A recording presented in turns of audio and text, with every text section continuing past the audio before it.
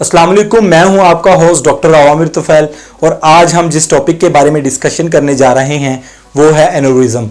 Basically aneurysm bulging of artery को कहते हैं। इसमें हमारी शरियानें मुख्तलिफ जगहों से अपना फैलाव स्टार्ट कर देती हैं जिसकी वजूहात मुख्तलिफ हो सकती हैं। तो सबसे पहले हम इसकी टाइप्स की जानिब बढ़ते हैं। इसकी 3 टाइप्स हैं। पहले नंबर पे जो इसकी टाइप है वो है abdominal aortic aneurysm. Second number पे जो इसकी टाइप है वो है thoracic aortic aneurysm. Third number पे इसकी टाइप का नाम है सेरिब्रल एनोरिज्म। बेसिकली एनोरिज्म को हम उर्दू में कहते हैं शरियानों का फैलाव। और इसमें होता क्या है कि हमारी जो मेन बॉडी की आर्टरीज हैं वो डिफरेंट वजूहात की बिना पर अपनी जो मखसूस जगह हैं वहां से फैलना स्टार्ट हो जाती हैं। सबसे पहले नंबर पे हम डिस्कस करते हैं एब्डोमिनल एओर्टिक एनोरिज्म को। तो इसमें मैं आपको बताता चलूं कि एओर्टा हमारी बॉडी की सबसे बड़ी आर्टरी है जो कि हमारे हार्ट से होती हुई हमारी चेस्ट से गुजर के एब्डोमेन में जाती है। अगर इस जो ये एओर्टा है इस आर्टरी की एनलार्जमेंट हो जाए in the area of abdomen तो इसे हम एब्डोमिनल एओर्टिक एनोरिज्म कहेंगे। तो मैं आपको बताता चलूं कि असल में जब हमें जिस पेशेंट को ये एब्डोमिनल एओर्टिक एनोरिज्म होती है, जाहिर बात है हमारी सबसे बड़ी आर्टरी है तो इसकी वजह से लाइफ थ्रेटनिंग कंडीशन आ सकती है। जैसा कि आपको पता है कि हमारी जो एओर्टा है वो बॉडी की सबसे बड़ी आर्टरी है जिसकी वजह से अगर इसकी एनलार्जमेंट एब्डोमेन में हो जाए तो ये हो सकता है कि ये रप्चर भी कर सकती है जिसकी वजह से खातर खा बहुत ज़्यादा ब्लीडिंग हमें हो सकती है। ब्लीडिंग के बाइस ये लाइफ थ्रेटनिंग हो सकती है। तो नाज़रीन अब हम बढ़ते हैं एब्डोमिनल एओर्टिक एनोरिज्म के सिम्टम्स की जानिब। तो सबसे पहला जो इसका सिम्टम है वो ये है कि हमें अपने एब्डोमेन में हमें डीप इनसाइड एक पेनफुल कंडीशन हमें फील होना स्टार्ट हो जाएगी। सेकंड नंबर पे हमें बैक एक होगा। थर्ड जो इसका सिम्टम है वो ये है कि हमें अपने बेली बटन पर पेन होना स्टार्ट हो जाएगा। तो ये इसके सिम्टम्स हैं। आमतौर पर एब्डोमिनल एओर्टिक एनोरिज्म एसिम्टोमेटिक होती है लेकिन बहुत ही कम केसेस ऐसे होते हैं जिनमें इसके सिम्टम्स हमें आना स्टार्ट हो जाते हैं। जितनी भी तीनों टाइप्स की एनोरिज्म्स की जो काजेज हैं वो सेम टू सेम है, लेकिन मैं यहां पे डिस्कस करना चाह रहा था एब्डोमिनल एओर्टिक एनोरिज्म की काजेज। तो पहले नंबर पे जो इसकी मेन काज है वो है हार्डनिंग ऑफ आवर आर्टरीज। जो हमारी आर्टरीज हैं उनकी हार्डनिंग की वजह से क्या होगा कि ब्लड की सर्कुलेशन डिस्टर्ब हो जाएगी और एट दैट प्लेस वहां जहां पर हार्डनिंग हुई है वहां पर ब्लॉकेज क्रिएट होगी जिसकी वजह से क्या होगा कि वो जो पार्ट ऑफ आर्टरी है वो फूलना स्टार्ट हो जाएगा या वो साइज में बड़ा होना स्टार्ट हो जाएगा।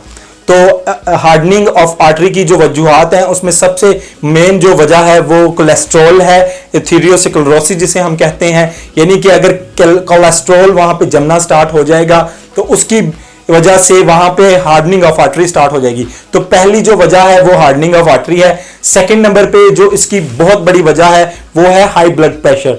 तो मैं आपको नाज़रीन बताता चलूं कि हाई ब्लड प्रेशर की वजह से हमारी जो एओर्टा की वॉल्स हैं वो वीक होना स्टार्ट हो जाती हैं जिसकी वजह से वो रप्चर भी कर सकती हैं और एनोरिज्म का बायस भी बनता है। थर्ड नंबर पे जो मेन वजह है वो है ब्लड वेसल्स की डिफरेंट डिजीजेस। जिस तरह हमारी ब्लड वेसल्स की डिजीजेस हमें होती चली जाएंगी तो हमें एनोरिज्म की जो चांसेस हैं वो बढ़ते चले जाएंगे। जो फोर्थ सबसे बड़ा काज है एब्डोमिनल एओर्टिक एनोरिज्म का वो है इन्फेक्शन इन एओर्टा। वो चाहे फंगल इन्फेक्शन हो या वायरल इन्फेक्शन हो जिसकी वजह से हमें एब्डोमिनल एओर्टिक एनोरिज्म हो सकती है। इसके अलावा अदर एनोरिज्म्स जो है वो भी एब्डोमिनल एओर्टिक एनोरिज्म का बायस बन सकते हैं। बाकी जो थोरेसिक एनोरिज्म है और सेरिब्रल एनोरिज्म है उसकी वजूहात में भी यही चीजें शामिल हैं। तो अब हम डिस्कस करते हैं कि रिस्क फैक्टर्स कौन कौन से हैं एनोरिज्म के। सबसे पहले नंबर पे तो द यूज ऑफ तंबाकू। जितनी हम स्मोकिंग ज्यादा बढ़ाते चले जाएंगे अपनी लाइफ में हमारी जो वॉल्स हैं हमारी ब्लड वेसल्स हैं वो कमजोर होना स्टार्ट हो जाएंगी जिसकी वजह से क्या होगा कि हमें एनोरिज्म के जो चांसेस हैं वो बढ़ते चले जाएंगे। यानी कि एक पेशेंट जितनी चेन स्मोकिंग की तरफ जाएगा या स्मोकिंग को बढ़ाता चला जाएगा तो उसमें एनोरिज्म के चांसेस बढ़ते चले जाएंगे। सेकंड नंबर पे है एज फैक्टर। एज फैक्टर कैसे एज अ रिस्क फैक्टर हो सकता है? जैसे जैसे हमारी एज बढ़ती चली जाएगी हमें एनोरिज्म के चांसेस बढ़ते चले जाएंगे। इसी तरह थर्ड नंबर पे है बीइंग वाइट। जो वाइट मैन या वाइट वुमेन है उनमें केसेस ऑफ एनोरिज्म ज्यादा होंगे निस्बतन उनके जिनका ब्लैक स्किन का जो कंप्लायन है वो ब्लैक होगा। इसी तरह बीइंग मेल यानी कि मेल्स में चांसेस ऑफ एनोरिज्म्स जो है वो ज्यादा होंगे in comparing with the womens. जो लास्ट पे पॉइंट है रिस्क फैक्टर्स में वो है फैमिली हिस्ट्री का, यानी कि अगर पेरेंट्स को है या फैमिली में से किसी को भी एनोरिज्म्स के चांसेस रह चुके हैं तो आप एनोरिज्म के शिकार हो सकते हैं बवजह इसके कि आपकी फैमिली को ये एनोरिज्म्स रह चुके हैं। तो सबसे लास्ट पे मैं आपको बताता चलूं कि जो एनोरिज्म्स हैं उनकी वजह से डिफरेंट टाइप्स की कॉम्प्लिकेशंस हो सकती हैं हमें, जिसमें ये है जो एब्डोमिनल एओर्टिक एनोरिज्म है उसकी वजह से हमें पेन में टीयरिंग या टीयरिंग सेंसेशंस आना स्टार्ट हो सकती हैं। हमारी जो एओर्टा है वो डिसेक्ट कर सकती है, ब्लीडिंग हो सकती है, ब्लीडिंग की वजह से हमें लाइफ थ्रेटनिंग कंडीशन आ सकती है। इसके अलावा हमें बैक एक फील होना स्टार्ट हो सकती है और इसके अलावा जो हमारा पल्स रेट है वो इंक्रीज कर सकता है और हमारा जो ब्लड प्रेशर है वो डाउनवर्ड जा सकता है यानी कि लो हो सकता है। ये वो कॉम्प्लिकेशंस हैं जो एनोरिज्म की एब्डोमिनल एओर्टिक एनोरिज्म की वजह से हो सकती हैं। अब मैं आपको जो सेकंड टाइप ऑफ एनोरिज्म है थोरेसिक एओर्टिक एनोरिज्म उसके बारे में बताता हूं। ये हमारे थोरेसिक रीजन में same to abdominal aortic aneurysm की तरह होता है। इसके अलावा थर्ड जो इसकी टाइप है वो है सेरिब्रल एनोरिज्म, ये हमारे ब्रेन में हो सकती है।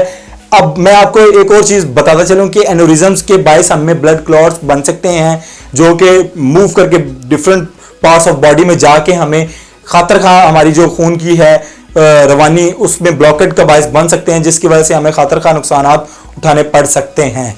मैंने एनोरिज्म की 3 जो टाइप्स हैं वो आपके सामने खोल के रख दी हैं। इसके बाद मैं आपको ये बताता चलूं कि जो प्रिवेंशन है एनोरिज्म से वो बहुत ज़रूरी है और वो कैसे की जाएगी वो मैं आपको बताता चलूं। सबसे पहले नंबर पे अगर हम स्मोकिंग करते हैं तो हमने अपनी लाइफ में से स्मोकिंग को निकाल देना है, यानी कि smoking as a risk factor हमारी एनोरिज्म्स में एक्ट कर रहा है, इसलिए हमें स्मोकिंग तंबाकू का जो यूज है वो अपनी लाइफ में से खत्म करना है फर्स्ट नंबर पे। सेकंड नंबर पे ये है कि हमने हेल्दी डाइट का इस्तेमाल करना है और अपनी लाइफ में से जो हाईली सैचुरेटेड फैट्स है उनको निकाल देना है। फ्रूट्स एंड वेजिटेबल्स का इस्तेमाल हमने बढ़ा देना है। इसके अलावा हमने एक्सरसाइज डेली बेसिस पे स्टार्ट करनी है। वीकली हमने 150 मिनट्स की जो एक्सरसाइज है उसको पार्ट ऑफ लाइफ बना लेना है। फोर्थ पॉइंट वो ये है कि हमने ब्लड प्रेशर को अपने को कंट्रोल रखना है और जो बॉडी में ब्लड में कोलेस्ट्रॉल लेवल है उसको भी मेंटेन रखना है। उसके लिए हमें डाइट का भी ख्याल रखना है और इसके साथ साथ हमने मेडिकेशन का इस्तेमाल करना है ताकि हमारा ब्लड प्रेशर और हमारा कोलेस्ट्रॉल कभी भी एनोरिज्म का बायस ना बन सके, यानी कि हमारी जो शरियाने हैं उनके फैलाव का बायस ना बन सके और जो शरियानों के फैलाव की वजह से रप्चर होकर ब्लीडिंग होती है उसका भी बायस ना बन सके। तो लाइफस्टाइल चेंजेस से हम प्रिवेंशन से और दूसरी जो मेडिकेशंस हैं और सर्जरी है इन सब चीज़ों को मिला के हम एनोरिज्म्स का खातर खा कंट्रोल कर सकते हैं। अगर आपको मेरी ये जो बताई हुई बातें पसंद आए तो आप मेरी वीडियो को लाइक करें और अपने दोस्तों के साथ शेयर करें और मेरे चैनल को सब्सक्राइब करें मजीद इस तरह की वीडियोस देखने के लिए। अल्लाह हाफिज।